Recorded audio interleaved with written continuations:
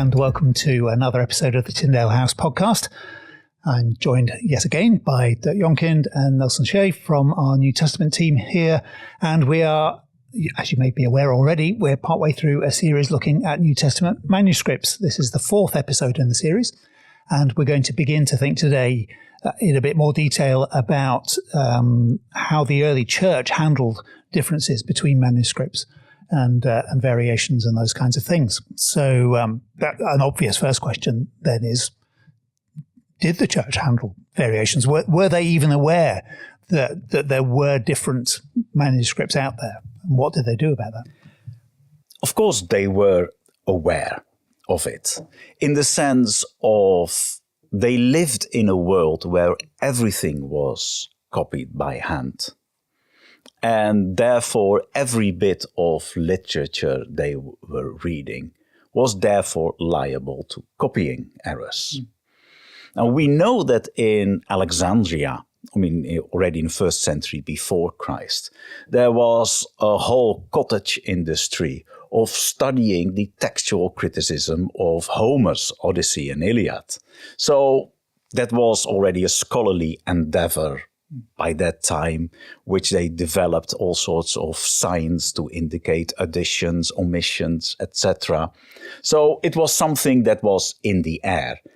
And let's face it, the fact that if you wrote something, if you copied something, and then went over it again in order to correct it, shows that you are aware that you are liable to make a copying error. The simple fact of the necessity of a correction shows that you are aware of the frailty of the copying process.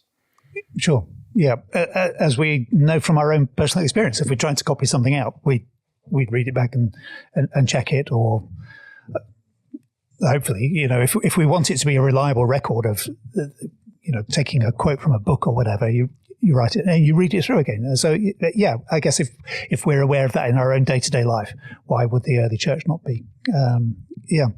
And so would it have been something that concerned them in the way that it perhaps concerns Christians today who perhaps think that there should be some pristine, perfect text of the New Testament? Would they have thought in those kind of categories? Would they have thought in terms of what is actually the original text, or would they just have been dealing with the individual copying errors? Or is that too difficult a question to speculate about? We don't have explicit sort of reflective discussions on that particular question. But there was very much the notion that there was an original wording and there was a corruption of that wording. And they did not shy away from using the word corruption, including ascribing evil intent to anyone who did so. So kind of lazy scribes or evil scribes or the heretics who are introducing errors, etc. So they brought the big accusations out fairly quickly. Yeah, interesting. So what were they doing then on a practical level? Were there particular people who were responsible for policing the manuscripts or trying to work out what was correct and what wasn't correct? How did this whole process happen? So we have a number of church fathers who some of them just in the course of writing theological treatises, in the course of writing commentaries, so they'll talk about theological issues, they'll talk about ethical issues, they'll talk about, historical details that are, maybe seemingly contradictory. So, just in the course of exposition with homilies, where if you're a serious student of Scripture and you're trying to study it carefully, right, you'll encounter textual issues as you go along, and if you're a serious teacher of scripture, you'll try to provide answers. So they're not necessarily scholars who are just, this is all that they do, textual criticism, but any theological issue, ethical issue, historical detail in the scriptures, and textual issue, just in the course of their writing a treatise or a commentary, they'll come across these things, and they will try and wrestle with it and deal with it. So a few individuals that we'll discuss today, just because we have some good quotations from their writings, are Irenaeus from the 2nd century, Origen from the 3rd, then Eusebius from the 4th. And I would say among these, Origen is probably the I don't know, probably. I think everyone would agree he's the foremost textual scholar of his time, and Origen's mainly known for his work on the hexapla. So he created a 6-column.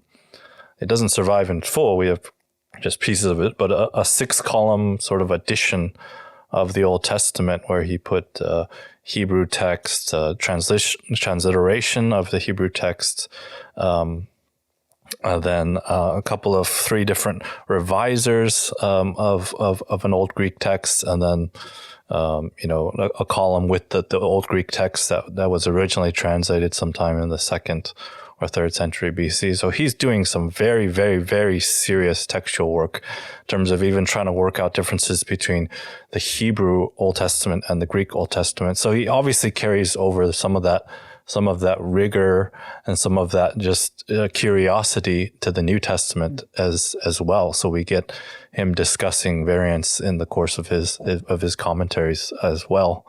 And then 2 of his sort of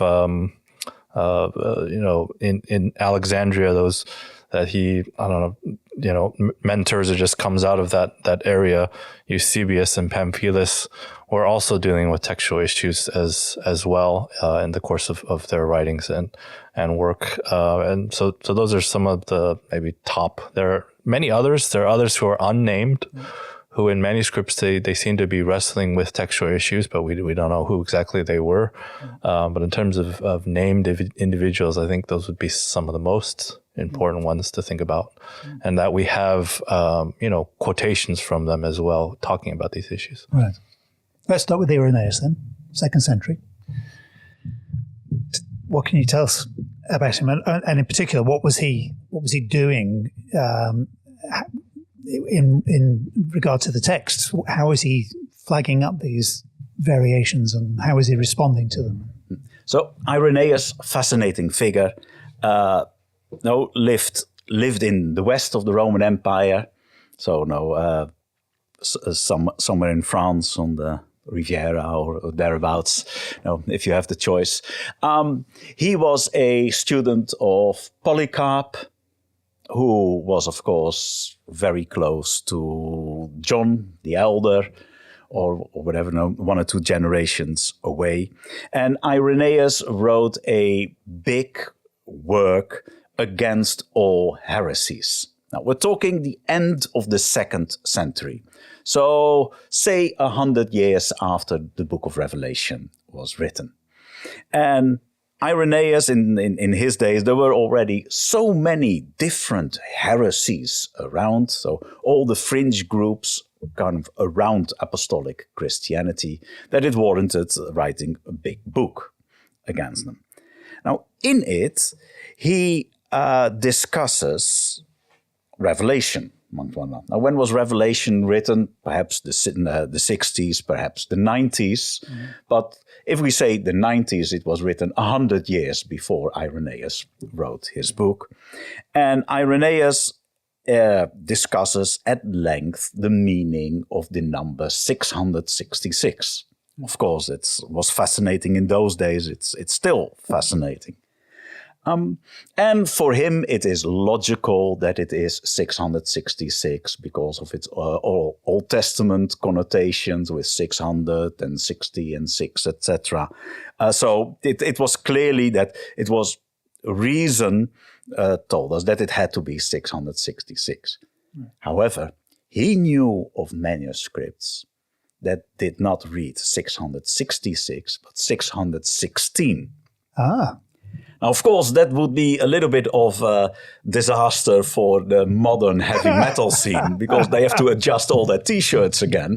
But there is the real problem. And Irenaeus discusses this. So we have his whole discussion still in print.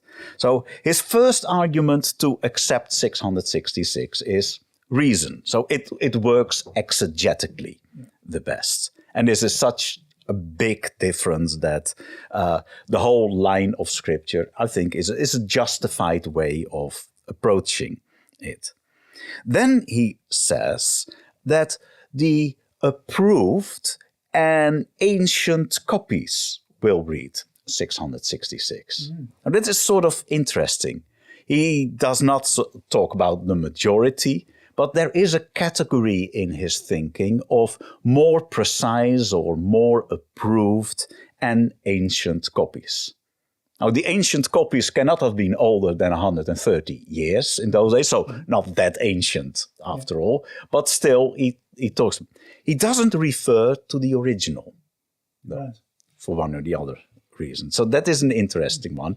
He doesn't have knowledge of where the original copy of Revelation, or one of the 7 copies to the 7 churches, was kept. But it's basically the ancient copies will have 666. And then he had, because he was a student of Polycarp, was pretty close to John the Elder, etc. He says, also those men who saw John face to face affirm that it was 666. Yeah. Now, that is an argument we cannot use nowadays anymore, frankly, but there was still that sort of call on oral tradition, or tradition kind of outside the thing. So that is a sort of interesting thing. And he basically says that he doesn't really have a clue why that middle number turned from 60 to 1. It must have to do with some scribe who did something deliberately or undeliberately just wrong. Right.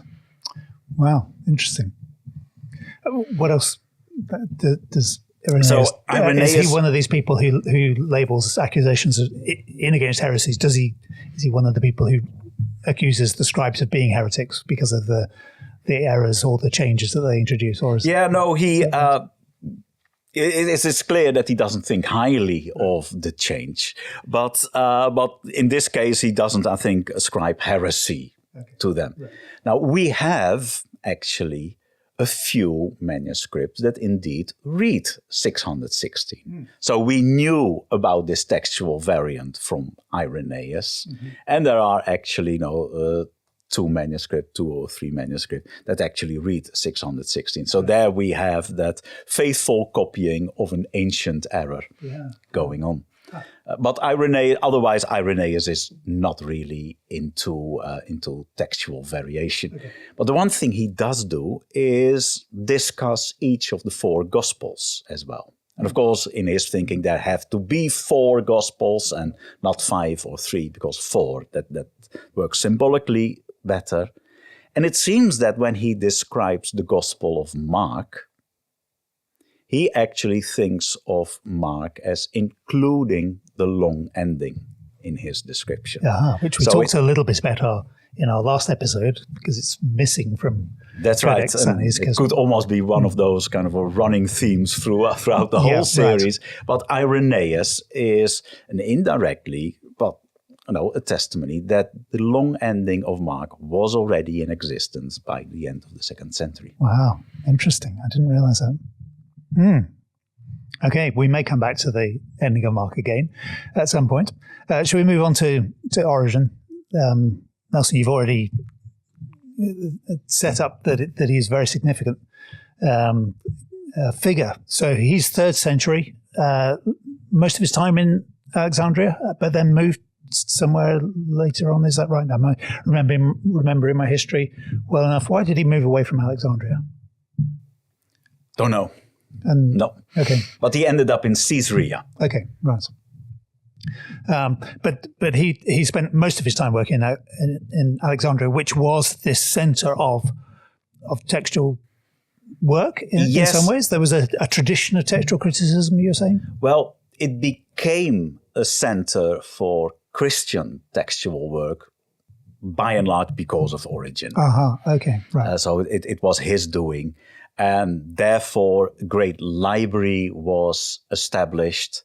And we know that by the end of the 4th century, so roughly 150, 160 years after Origen, that there was I think it was a bishop, Eusebius, who was active in preserving the library, in copying texts from papyrus onto the more durable parchment. So that is what he is remembered for, trying to preserve the papyrus manuscripts. So if it was from Origen, they are about 150, 160 years old, which were decaying, and therefore he was copying them onto parchment in order to preserve. Right. So Caesarea, yes, big library, completely lost. We don't have anything left from it physically, but Irenaeus is home turf. Sorry, Origen's home turf. Yeah. Now, Origen has in his commentary on Matthew a beautiful quote about textual variation, and I'll read it out. He says in translation, "It is a recognized fact." Sounds like Pride and Prejudice almost, but it is a recognized fact that there is much diversity in our copies, whether by the carelessness of certain scribes or by some culpable rashness in the correction of the text, or by some people making arbitrary additions or omissions in their corrections. So it is interesting that, first of all, of course, he acknowledges there is diversity. Main arguments, or his main cause, is carelessness of scribe. And that probably accounts for most variation. But then he adds that there is a lot of variation happening because of the correction process. And that means that the correction process is where one manuscript is corrected with reference to other manuscripts. And that is where you get the contamination of readings, where just single readings, single variants, jump sideways from manuscript to manuscript without the whole text being copied. But it's just the snippets of bits from one manuscript that end up in another manuscript. And for Origen, clearly that was a major cause of variation within the manuscripts. So presumably, yes, it's a major cause of variation because as a manuscript that is perceived to be incorrect is corrected, it gets corrected by one person here and it gets corrected by somebody else in a slightly different way somewhere else. Is this what's happening? And somewhere else, somebody is doing something slightly different with it, or? Correct. So you get those subsequent layers of correction. Yeah, right. Or I correct 2 readings in Luke 1. And, oh yes, I'm particularly interested in Luke 2. So therefore, that bit I correct very quickly against a very good manuscript. But then I lose interest. And it is only on occasion I add a corrected reading in. So you get that sort of inconsistency in correction going on. Yeah, right. Now, how Origen deals with the actual discussion is sometimes he simply notes that, there are also manuscripts that have that reading, and that's it. Right. Sort of no discussion whatsoever. But sometimes he actually exegetes both readings. And where is he doing this? Is he writing commentaries? In his commentaries, yes. Specifically in his commentaries. So there's a famous example in his exegesis of Hebrews 2:9, where it says, Christ died for everyone, and our translations will say, by the grace of God. Now, by the grace is the Greek charity. The first two consonants, the chi and the rho, are also the first two consonants of the preposition choris. And there are manuscripts that read, Christ died for everyone, choris, apart from God. Because, of course, Christ died for everyone, but he could not die for God. So we get by the grace of God or apart from God. And Origen shows how both readings actually result in good orthodox theology. He exegetes them both, and therefore he says in the end it does not make that much a difference because the same orthodox truth is conveyed. But of course, in the actual exegesis of the verse, it makes quite a big difference. Does he come down one way or the other? No, or he doesn't. It just says we don't know. Yeah. And he didn't know why that variation had happened. Oh, yeah, because of the similarity of the... That's right. I think he would probably ascribe this to the carelessness of scribes. Right. Okay. Yeah. Interesting.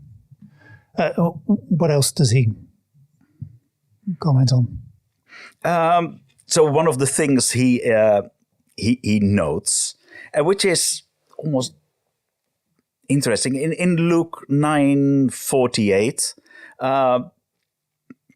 he comments on the tense of the verb for he who is least amongst you, and then our translation will say, is great.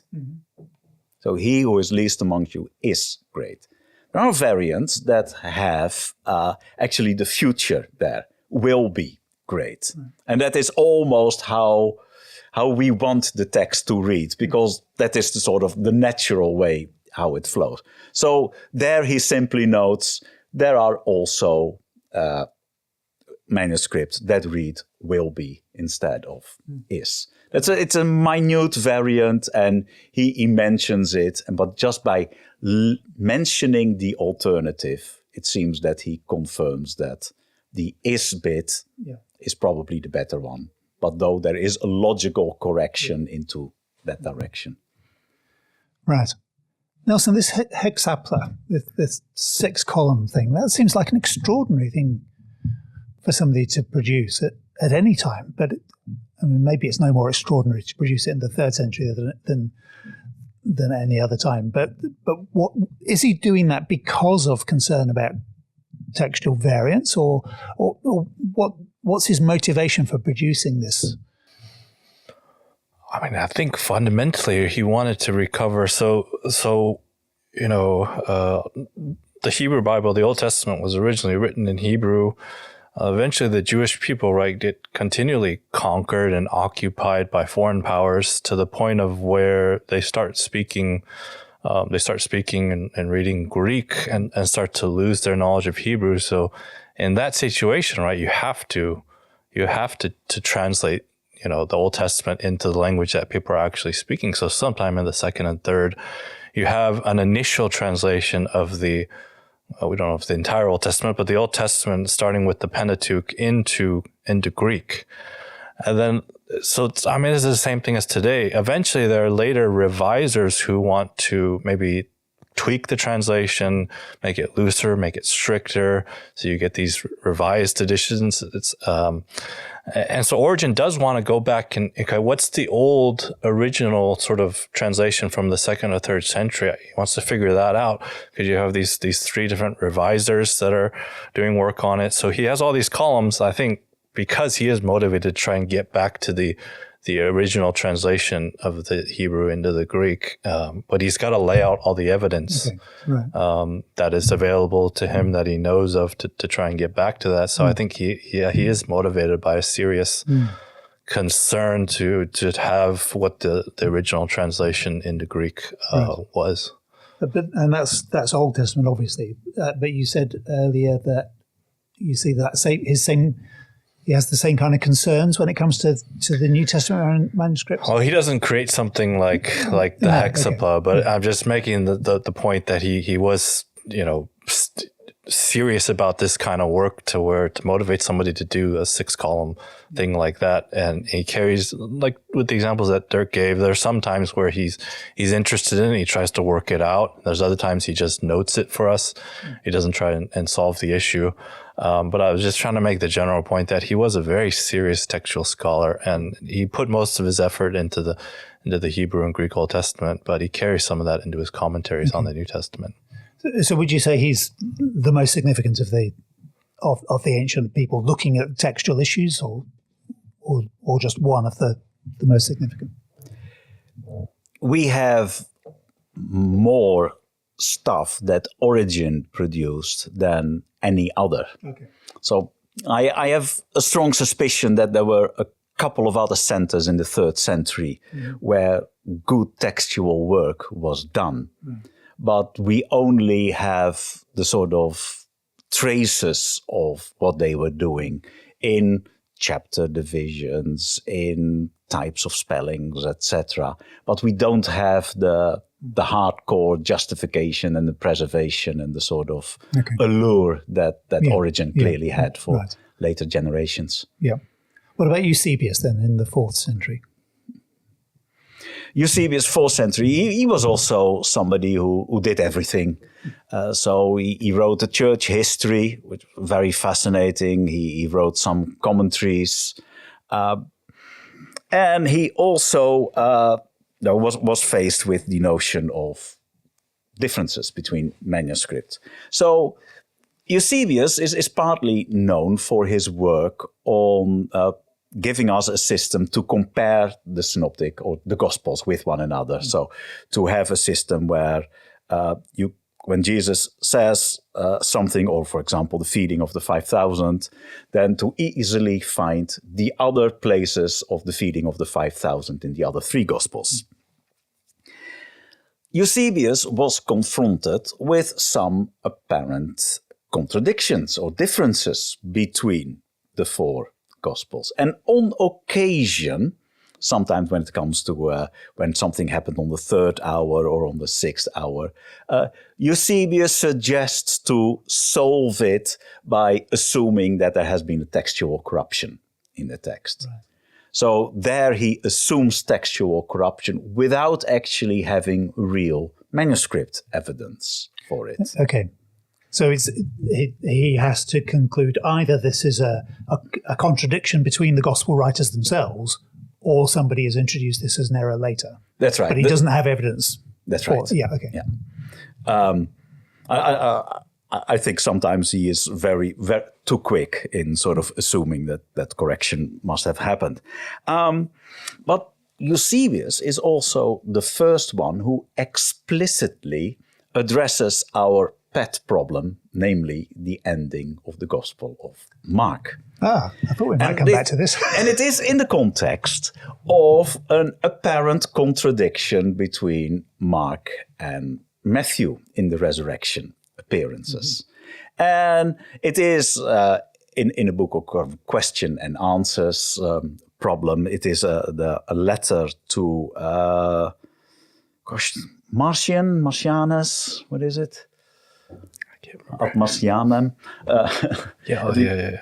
Where he discusses the problem quite extensively. So he says, well, the contradiction might be solved by accepting what some people say, namely that because all the ancient manuscripts leave out this bit of Mark, therefore it is not what Mark originally wrote, basically.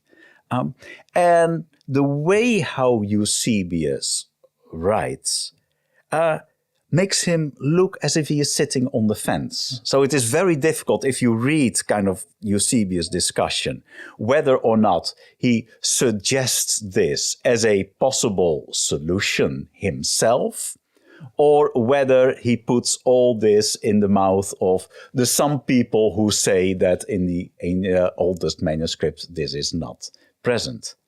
But what it does, of course, what it helps us, is that his days, it was a known problem.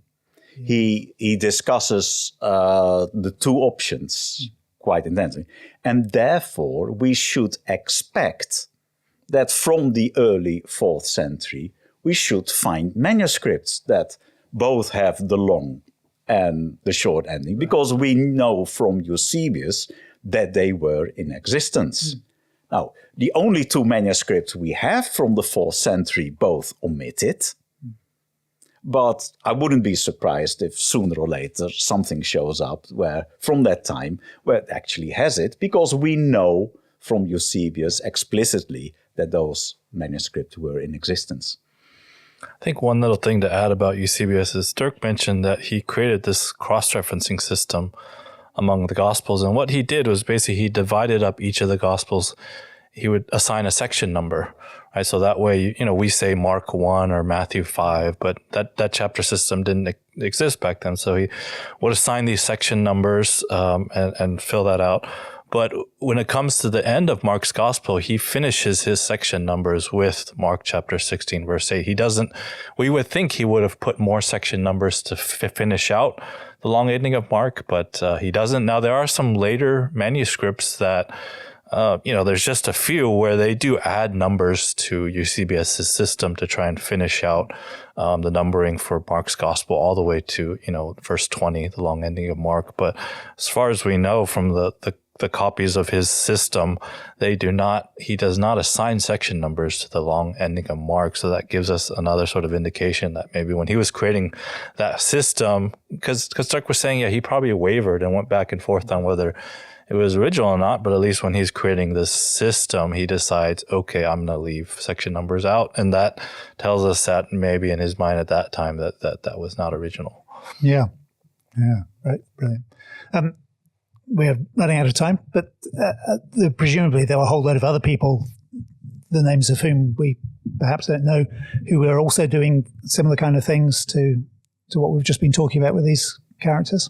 Yeah, that's right. But what you see in the textual discussions is sometimes variation is mentioned, sometimes it is ignored, but since there is so much to talk about, just from the text, there's so much to exegete, that is not dependent on the actual variation.